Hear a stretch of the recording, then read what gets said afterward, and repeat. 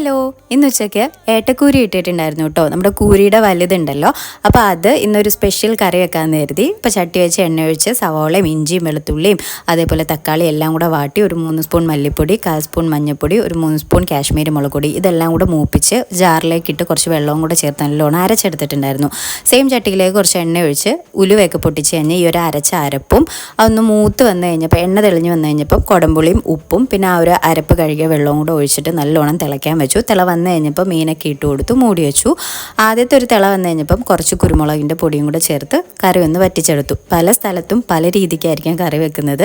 ഇതിവിടെ ഈ ഏട്ടക്കൂരി വെക്കുന്ന ഒരു സ്റ്റൈല് കറിയാട്ടോ. നല്ല ടേസ്റ്റാണ്. കുരുമുളകൊക്കെ ചേർക്കുമ്പോൾ ചിലവർക്ക് ഇഷ്ടപ്പെടണമെന്നില്ല, പക്ഷേ കിടിലനാട്ടോ.